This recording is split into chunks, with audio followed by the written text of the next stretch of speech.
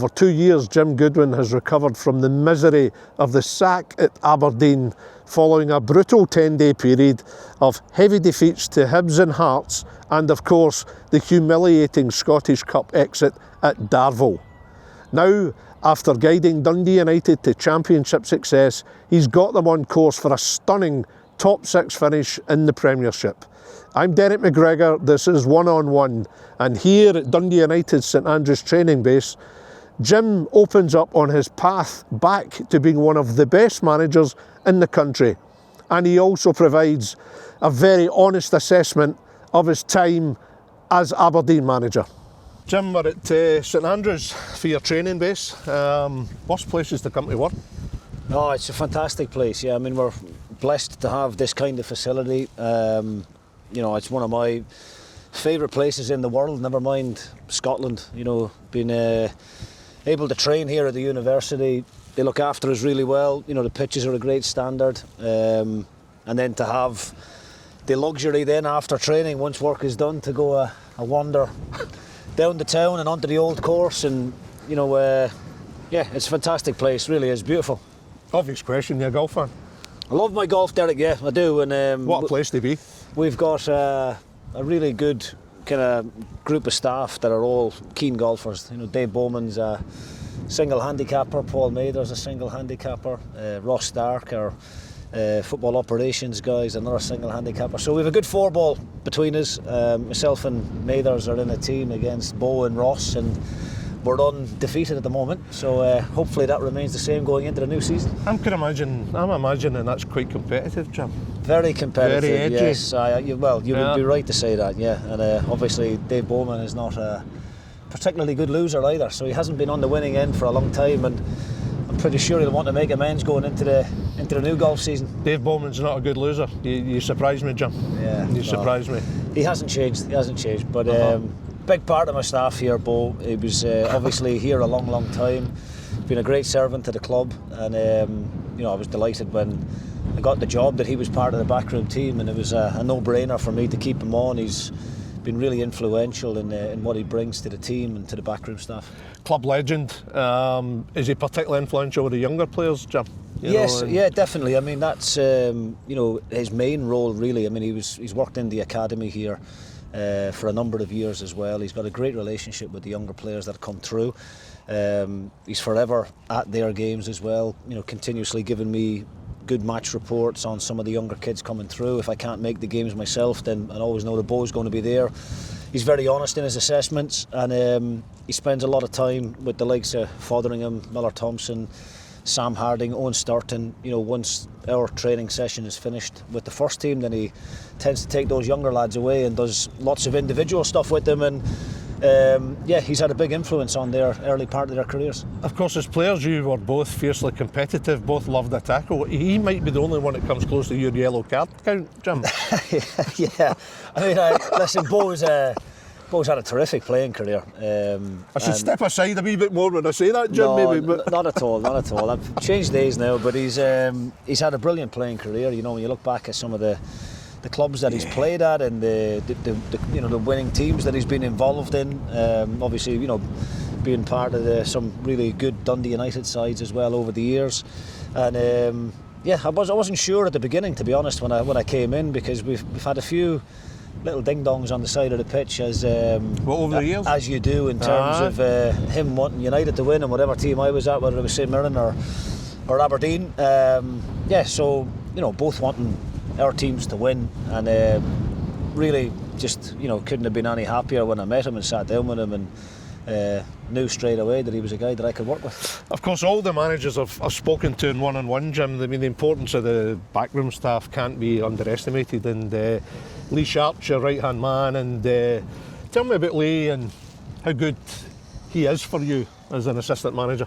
Well, Sharpie's been with me from the beginning, you know, at Alloa. He was part of the backroom team actually at Alloa when I joined as a player under Jack Ross. And then obviously Jacko got the opportunity to move on to St Mirren, and in that position got offered to me by Mike Mulraney. And I just kept the same backroom team. Lee Sharp was there, Paddy Connolly, and Alan Fraser, and I could not have done the role without the support of those guys. You know, Paddy Connolly in particular, who knew those lower leagues inside out. You know, with the greatest of respect, I had spent my time in the Premier League and I wasn't really sure on some of the opposition that we were facing, and Paddy, you know, the knowledge that he had of the opposition was a big part of our success. And yeah, Lee, you know, myself and Lee hit it off straight away. You know, he was always, you know, the one that had a closer relationship with the players than what the manager did, and we've kind of carried that on. You know, my day-to-day involvement with the players is very much on the pitch, unless I need to have, you know, one-to-ones with certain individuals regarding, you know, looking back on past performances, or, you know, talking about the fixtures that are due to come.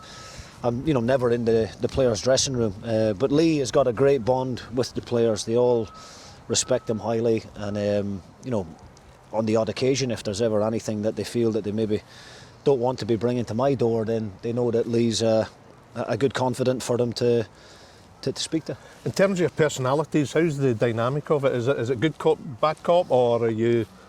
How do you approach the man management side of it? Well, I'm very involved in the day-to-day stuff on the pitch. You know, I'm very hands-on. I always felt that was important as a young manager. You know, obviously the coaching side of things is something that I'm really keen on. I've always had a real interest in that from an early age. I started doing my badges, you know, in my early 20s, and you know, I wouldn't like to step away from that. And I know there are managers that do tend to take a back seat, some of the more experienced ones probably, and tend to let the coaches get on with it. You know, Lee's got his part to play, as is Dave Bowman, and obviously Paul Mathers with the keepers, but you know, I do like to be hands-on. I do like to be on the grass with the players, and giving them the information that I need to give them. But I wouldn't say we really have a good cop, bad cop. You know, I think the players know what I'm all about. You know, we're quite honest and quite straightforward in terms of the instructions. You know, we demand high standards, as you would imagine, from the players every day in training. But you know, I've been quite blessed, really, I think, at all of the clubs that I've been at. You know, with the group of players that I've had to work with over the years, I've, you know, very rarely, you know, had too many bad eggs within the groups. And on the odd occasion when we have done, we've tended to move them on pretty quickly. How's your temperament been as a manager compared to when you were a player? Or, I mean, is that a stupid question in the sense that obviously, clearly, when you're a player, it's all action and you're getting more worked up, but I very rarely see you losing your cool on the touchline. No, I mean, obviously, you know, a lot gets made about my track record as a player, and you know, I always wore my heart on my sleeve, and I had a certain way of playing, and I don't think if you know, if I hadn't have played that way throughout my career, I probably wouldn't have went on to had the longevity that I had as a player. You know, I was in the team for one reason, and that was to make life difficult for the opposition. I wasn't known for goal-scoring attributes or anything like that, or being creative. You know, I was a captain at most of the teams that I've been at. You know, I think that was proper team player, Jim. Proper team player. I think you know, when you're captain, you have to try and carry out the manager's instructions and make sure that you're, you know, listening into the tactical side of things and trying to relay that to the players during the game. So I think, you know, that's where probably my love of coaching from an early age, you know, started. Really, I always had a real keen interest in the game. I've loved watching different teams, different formations, systems, listening to managers' interviews, and just trying to pick little things up. And I suppose that's carried on into my managerial side of things. But I very rarely, I mean, honestly, in a season, you could count on one hand the amount of times that you kind of lose your cool in a season. Yeah. You know, I think it's really important now for any young and upcoming manager. You know, the days of your Jim McLean and Sir Alex Ferguson and those hairdryer treatments that, you know, past players talk about. You know, I just think it's not really conducive to the modern day society. I don't think you know, I don't think you would get away with it now, and I think that's a good thing. You know, I think we've learned how to maybe communicate. There's still a time and a place for giving fellas a kick up the backside and a rollicking if they're not, you know, carrying out the instructions as you want, or maybe not giving their all in games. But as I said, you know, that rarely has happened during my time as a manager, thankfully, and hopefully I won't have to do too much of it in the future. Is that because you feel it's even more important? You need to have clearer thought, clear of mind. If you're forever uptight and volcanic, you're maybe losing focus a little bit on aspects of the game. Yeah, I think that is probably quite accurate. Yeah, I think that there's nothing wrong with having a bit of emotion, and you don't ever want to lose that passion and that kind of winning mentality. I think it's sometimes important for the players to see that other side to you from time to time, because it can get a reaction, a positive reaction. But I think, just going back over my career, the good managers that I've worked with, those who are shouting and bawling daily and week to week, it sometimes loses its impact. I think the coaching courses that I've been on, been really lucky to go through the SFA process there, worked with some really good people, had some great guest speakers coming in and talking, about different things, Walter Smith and Mark Warburton and one or two others, Kevin Keegan a long time ago as well, and just picking the brains of these guys and listening to how they manage, and they've all had different styles of play, but I think they were all very clear in their instructions to the players, and I think that's the most important thing. I don't think it's healthy to have a manager jumping up and down on the touchline for 90 minutes because, as you say, I think you can lose your focus, and that can sometimes have a negative impact on the team. That's a fascinating list of managers you've just told us there. Are any of them in particular stood out for you? Did they say anything that stuck with you just now? I think, listen, there's some great managers, as you said, that have been hugely successful, and I've been really fortunate over the course of my career, and being at different types of meetings where these people are talking, and the one thing that they've all had different philosophies and different styles of play, as I said, and formations, and but they all had a winning mentality, and they all were successful in their own right at the clubs that they managed. And I don't think football, in terms of the speed of the game, the athleticism, and all of that type of stuff has gradually improved over the years, but I don't think the basics of football have changed a great deal, and I think that's probably the one thing that you can take, or certainly I can take from those three guys I mentioned, but even some of the other people that I've worked with in the past, that keeping that message simple and doing the basics well, and being kind of consistent in how you're passing those instructions on to the players, no mixed messages, everybody understanding the roles. I think that's the best way for me, certainly as a manager, and for the players that I've worked with. I think simplicity sometimes is the best way to go. This is a great club for you to be a manager of, one of the biggest, best known in the country. You've just passed, second anniversary in charge. I've seen this very much almost as a rehabilitation period for you here, Jim. After the experience at Aberdeen, you've come here, and what a job you've done. How have you felt about the 2 years?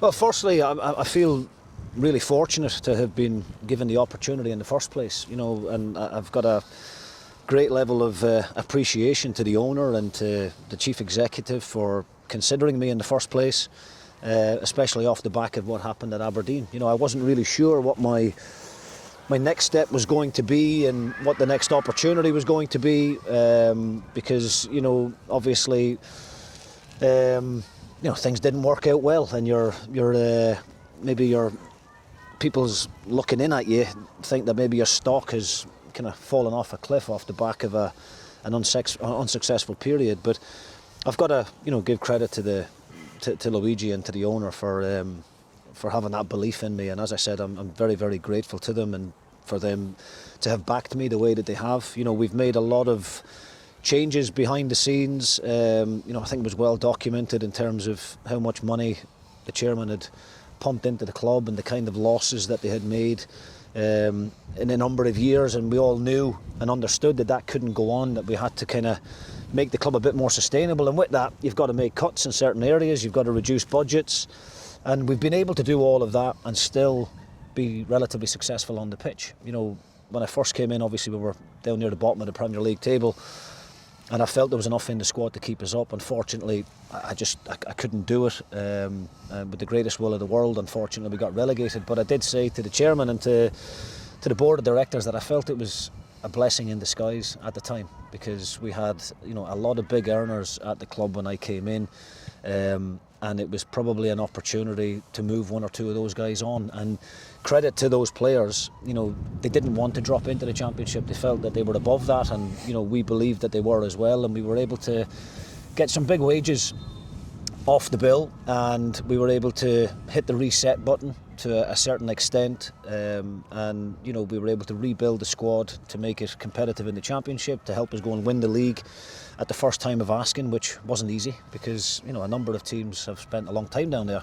The last time United were there, it took 4 attempts to get back. You know, there's big clubs like Dunfermline and Raith Rovers and Falkirks, and all of those teams are still down in that division, you know, trying to get back into the Premiership. So it was a good achievement off the first attempt of doing it, but now this season, it was another rebuild in the summer, and we've put ourselves in a great position. I've absolutely loved every minute of being here. There's been ups and downs along the way, as you would imagine. Not everything is rosy.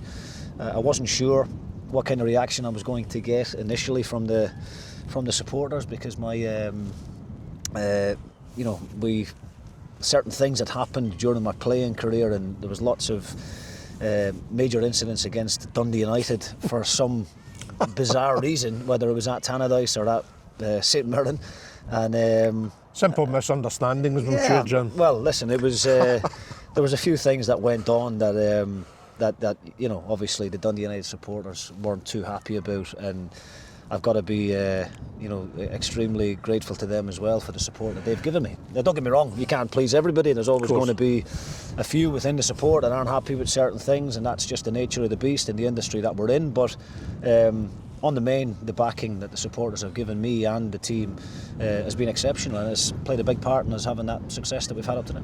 You left Aberdeen end of January 2023, but within a month Dundee United come calling. Did that help you, Jim, that suddenly there was such an opportunity so soon? I mean, what was your frame of mind at that time? Were you bruised? You know, were you down at that particular point? Because it was a brutally disappointing end for you at Aberdeen, and I can imagine psychologically that would have been difficult at the time.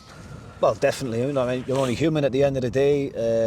You know, nobody likes to fail at anything that they do, and considering how much I put into it, you know, moved up to Aberdeen, you know, spent large periods of my time away from the family, which is difficult for me. We're quite a tight-knit group, me and my wife and my 3 children, and you know, very rarely being apart. So, you know, that level of commitment, I think, was needed at the time, and for that not to be, you know, to not being worth it in that extent that, you know, it ends up with me losing my job and not having a successful time at Pittodrie was extremely disappointing.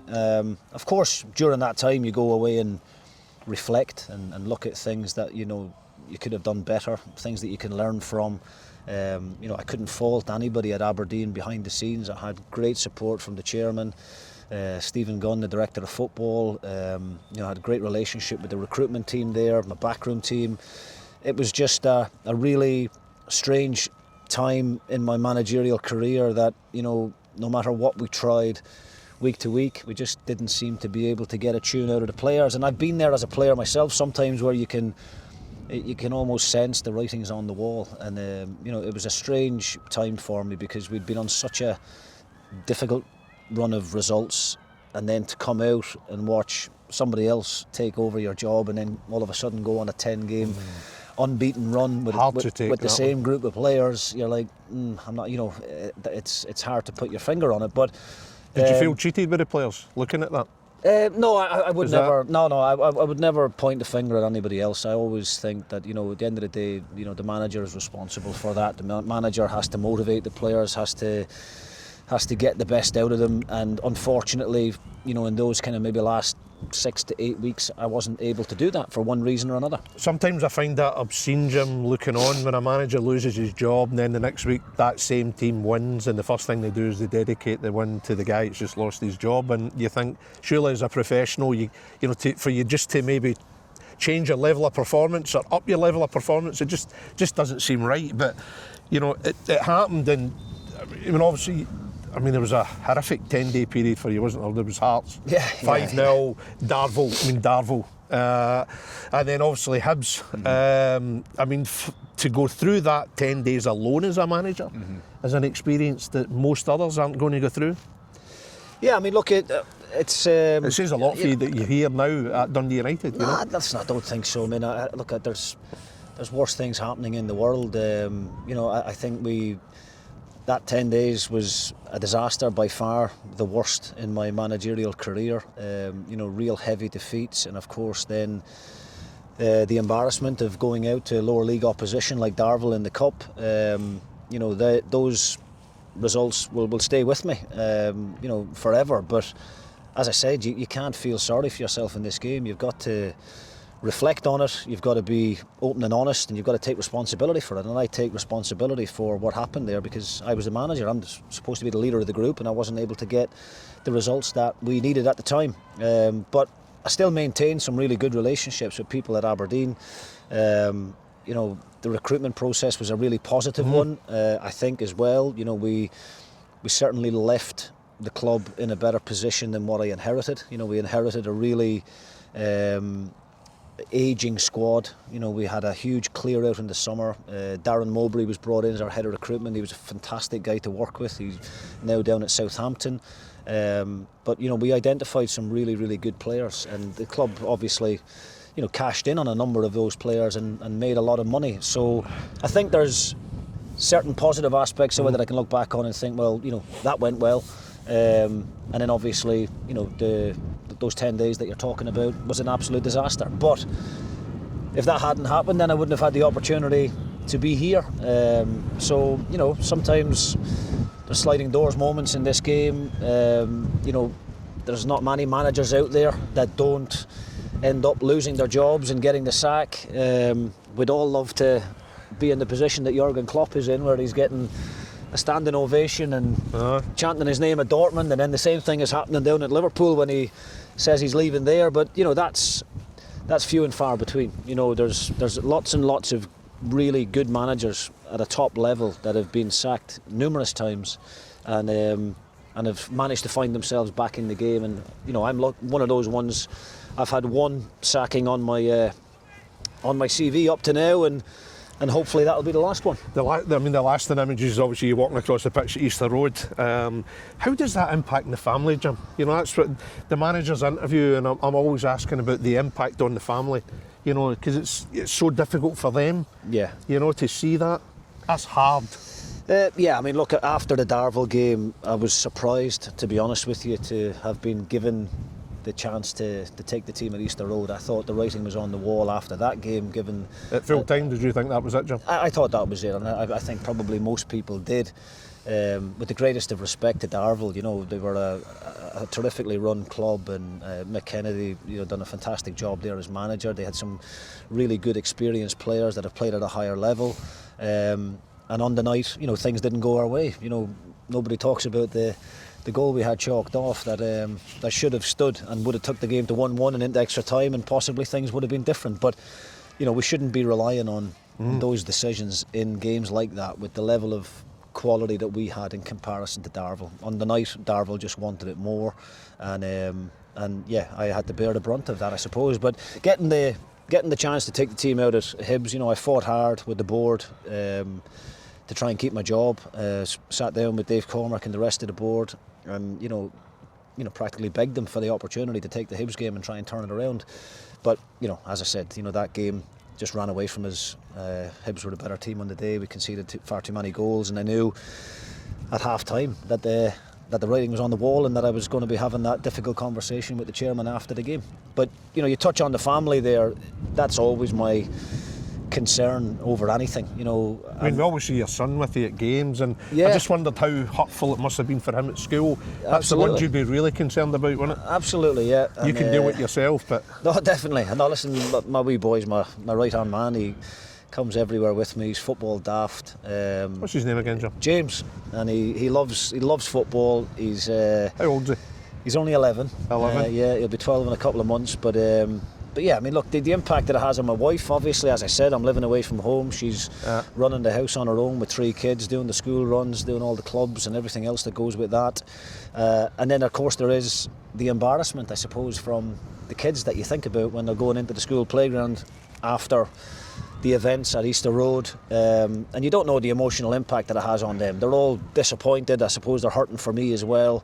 But you know, I'm more thinking about them than I'm thinking about, you know, what it looks like for me. Do you mind if I ask you if James said anything to you at that point to help keep your spirits up that maybe just brought a wee bit of perspective back for you?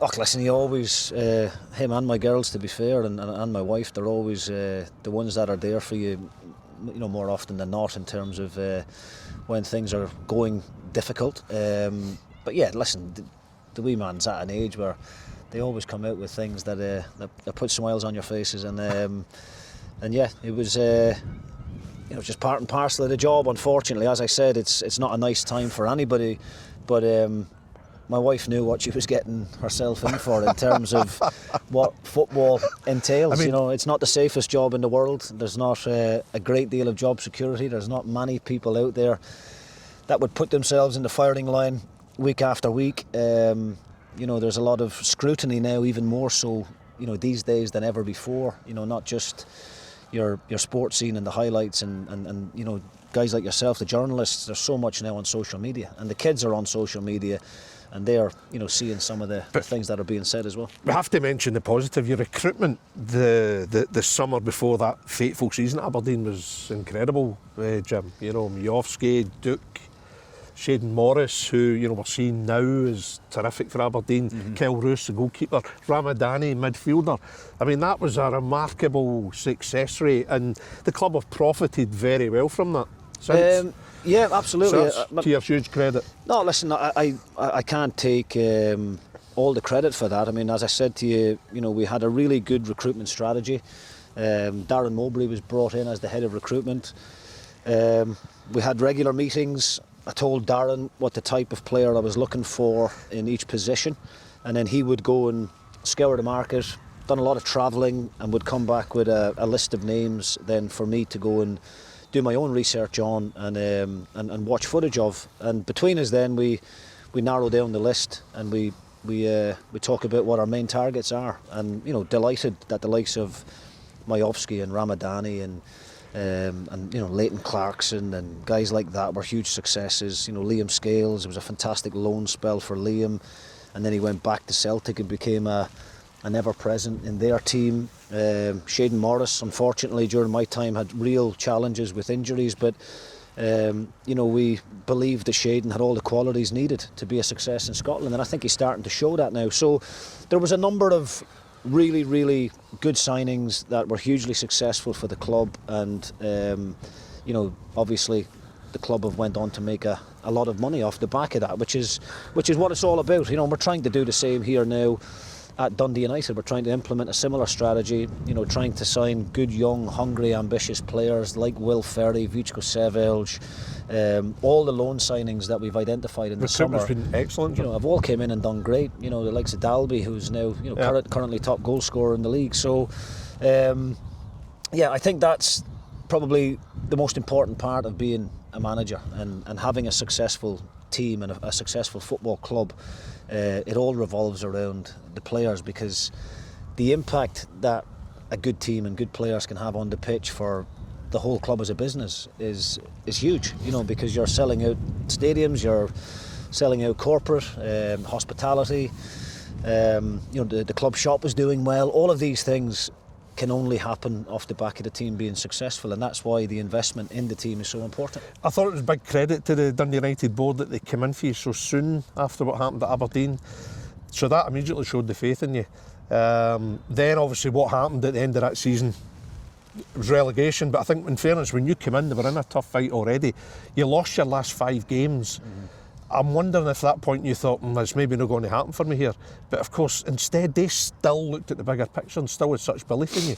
And now they're getting the reward. So, you know, I thought that was impressive with them. No, definitely. They then back even for a permanent 2-year deal, you know. No, I was glad in that period of when I took over initially that I was able to show the chief executive and show the owner what my methods were, and the standards that I would try and set around about the football club. And yeah, I mean, it can go one of both ways. We can either develop a really good working relationship that we think we want to prolong, or they think, no, you're not the right guy for the job and we're going to go in a different direction. But gladly, they stuck with me. And, as I said, I owe a lot of gratitude to the owner and to the chief executive for their backing and for their support in that, because I think after the relegation, it would have been a real easy option to move me on. And there probably was a lot of supporters at that point as well, having not kept the team in the Premiership, that maybe were thinking it was time for a change as well. So I'm glad that I've been able to repay their faith by putting the club back into the Premiership, where I believe a club like Dundee United belongs. And not only that, having been that newly promoted team now, to be sitting battling it out for top 6 and possibly European places off the back of it is a good story. I think that's also to your big credit, Jim, that everyone knows how difficult the Championship can be to get out. You did it at the first attempt, you won the title, did it with a bit of style. There was a few wobbly moments during it, but essentially it was an excellent job, and everyone can see the progress since then as well. It's terrific. No, listen, I must say that the Championship is a fantastic league. It's not one that you want to be in for a number of reasons. Obviously, financially it has a huge impact on the club, and the prize money is not the same. You're trying to attract really good players to that level, unfortunately, sometimes can be very, very difficult. But it was an exciting season for us. It was good going into games, believing week after week that we can win.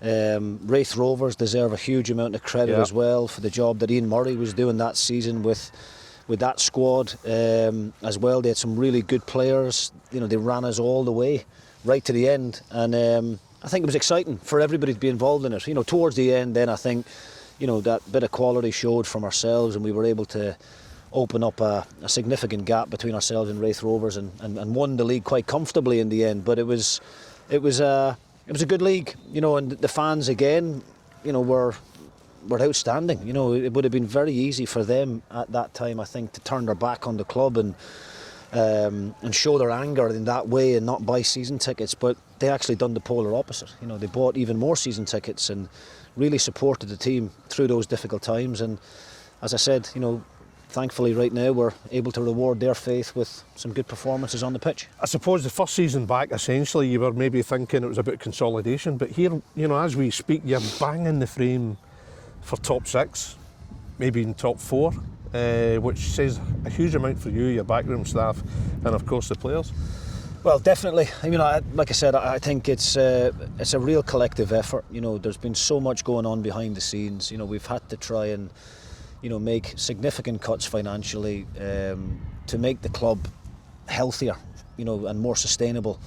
But off the back of doing that, we've been still able to sign good quality players. We've done some really good business in the transfer windows, both in the summer and in January. We don't have the biggest squad in the league, but we've been, we were mindful in the summer of signing players that could play a number of different positions as well, given, what the league season, the demands that can have on the group. We've had lots of injuries to key players, but we've been able to come through those difficult moments because we built such a really good, strong, competitive squad.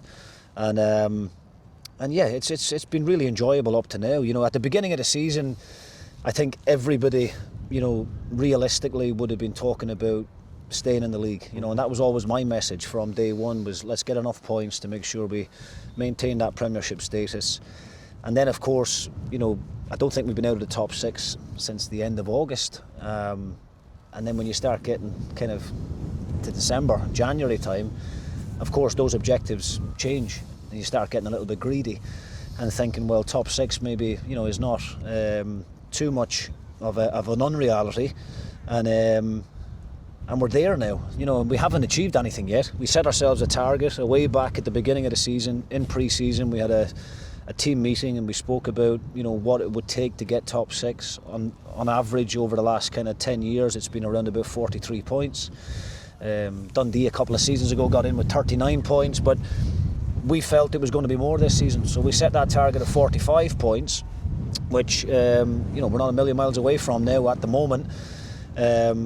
And I believe it's going to take that 45 to get that top 6 this season, because of how competitive the league is, with the likes of Hearts and Aberdeen and Hibs and other teams below that, the likes of St Mirren and Kilmarnock taking points off teams. We always knew it was going to be a big number this season, but we're on track to achieve that. And yeah, like I said, people's objectives and what people want over the course of a season can very quickly change. I think if you asked a Dundee supporter, what would they want? They'd probably say survival. If you'd asked their supporters at the beginning of the season what would they want, they probably would have said survival. Now, if we don't get top 6, people might look at it as being a bit of a failure. So it's about trying to be pragmatic, I think, is really important from the manager's perspective with the players, not to put too much pressure on them. But there's no problem with having ambition and trying to overachieve, and I think that's what we're doing at the moment. I think we're overachieving. How's your relationship with the owner? Because he's the other side of the Atlantic, and I mean, do you speak regular? Yeah, on the phone regular? Well, we don't really. He's been great to work with, and he's been really different to other chairmen that I've worked with in the past. Dave Cormack at Aberdeen, who I've got a terrific relationship with still, even though that didn't end the way that I wanted it up there. But Dave was a lot more hands-on. He wanted to know a lot more of what the day-to-day looked like, and in terms of team selection, and then kind of debriefs after games. Whereas Mr. Ogren is completely different. He trusts the people that he's put in the position. I'm not saying Dave Cormack didn't trust, but sure. The chairman here has more of a hands-on, hands-off approach in terms of letting myself, letting Luigi, letting us do the job that he's put us in the position to do. He trusts us to go and get on with that, and I think that's been really beneficial, to be honest. He does reach out in the WhatsApps. We have Zoom calls, as you would expect, just to fill him in on where we're at in terms of the season, in terms of transfer windows and all of those types of things. He still wants to be kept in the loop, but he doesn't want as much detail as what I've had to probably give in the past. Of course. I mean, it's just over 8 years ago, Jim. You're part-time at Alloa. You're working in construction recruitment, courier, car leasing, and a salesman for Cadbury's. There are other chocolate firms available, of course, but so to go from that to where you are now, when you look back at that, what do you think of those days when you were a part-time manager, just trying to make your name in football management, but on the road?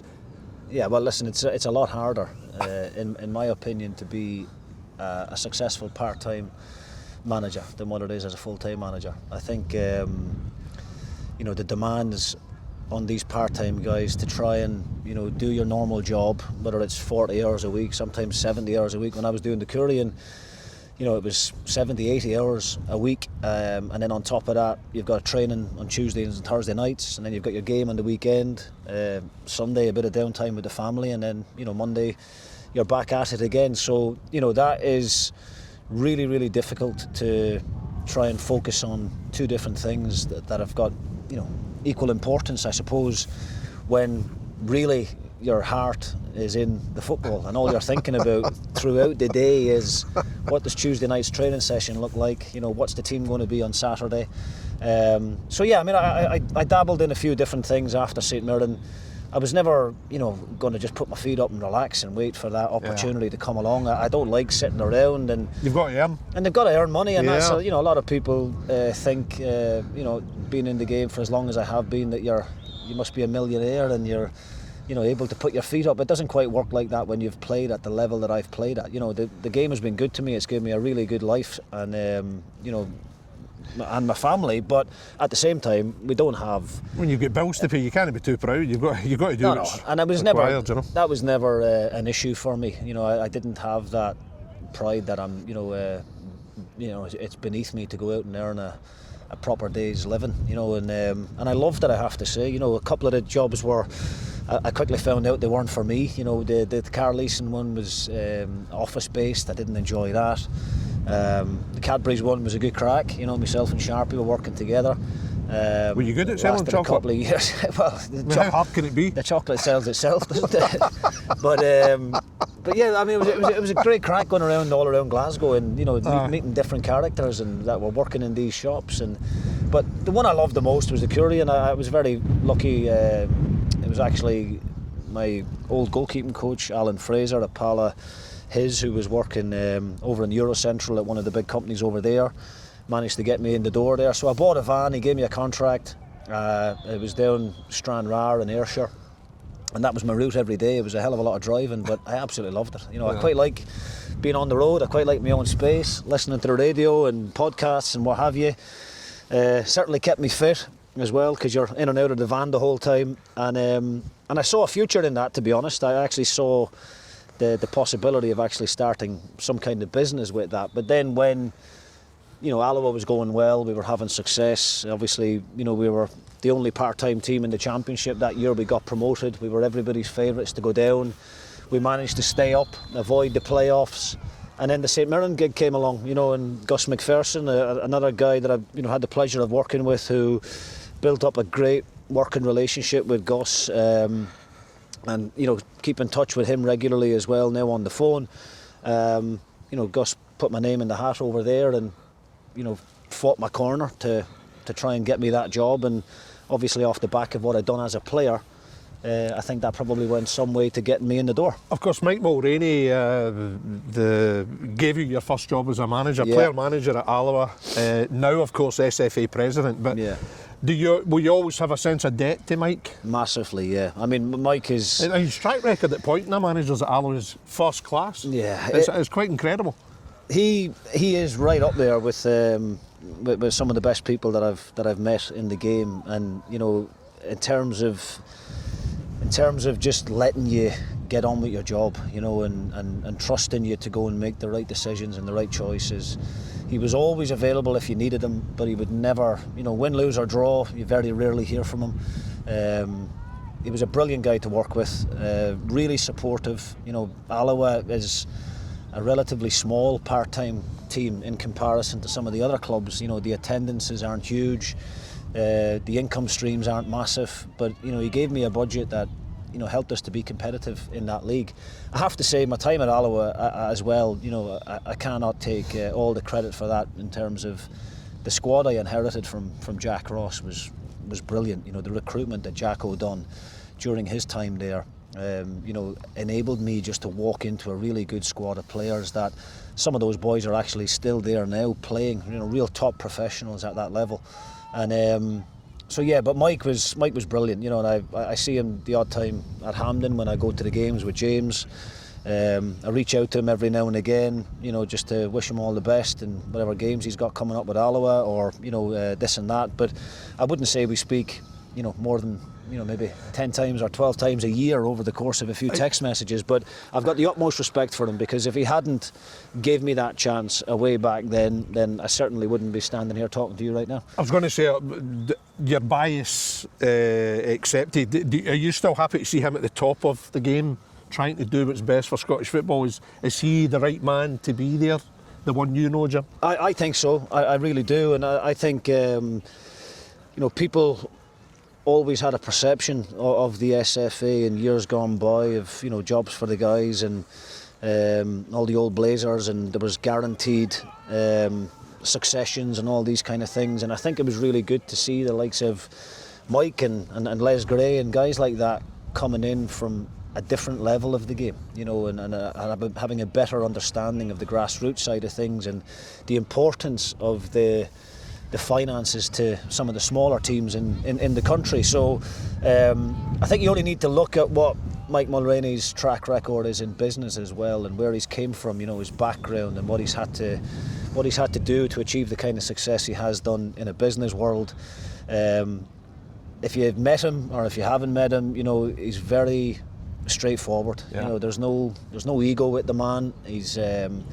He calls a spade, which is the way I like to work as well. There's no trying to sugarcoat things. It's just, it's either good or it's bad, and that's the way I like to do business. And as I said, for a first job in football, when I speak to some other, young managers and young coaches, and listening to some of the experiences they had in the early part of their careers, I really do believe I was so fortunate to get that opportunity. And not just Mike, there's so many people behind the scenes at Alloa. You know, I think when players leave there, they really appreciate how professionally run the club is, and you know, volunteers that cannot do enough for you.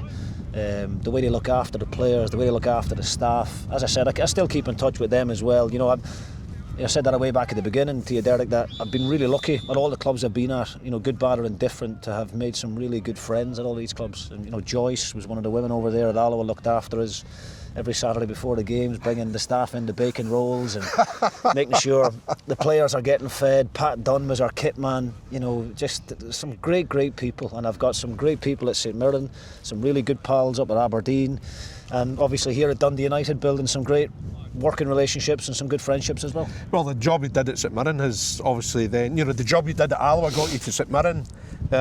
Good club. You were captain when they won the League Cup. For you to then be manager,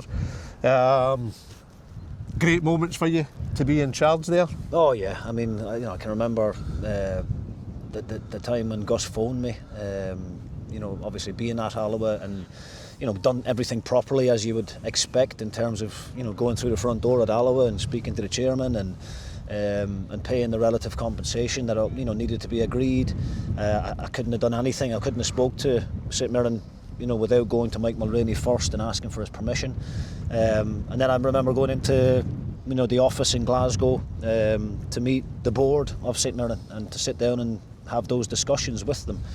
And I wasn't really sure how many names were in the hat, you know, or whether I was the only one. And quite nerve-wracking, as you can imagine, because, you know, as much as I loved my time at Alloa, you know, I'd been there for, you know, 2.5 years, I think, or maybe, you know, close to 3 years at the time. I felt it was time for me to move on. I felt, you know, that I had achieved as much as I could achieve at Alloa in terms of bringing them into the Championship and keeping them there. It was, you know, it was unrealistic to think we could have went any further. And, you know, this game is all about striking when the iron is hot, you know, and when your stock is high. And at that time, you know, my stock was relatively high off the back of what I've done. And St Mirren was the obvious next choice for me, you know, off the back of having, you know, an amazing time there as a player. Obviously the 2013, you know, cup win is, you know, probably the highlight of my playing career from a club's perspective. Already had a good relationship with the fans, and yeah, it was a no-brainer for me. You know, as soon as they offered me the job, I wasn't difficult to deal with at the time. There wasn't, you know, huge negotiations going on or anything like that. It was very straightforward, and loved my time there as a manager. Good recruitment.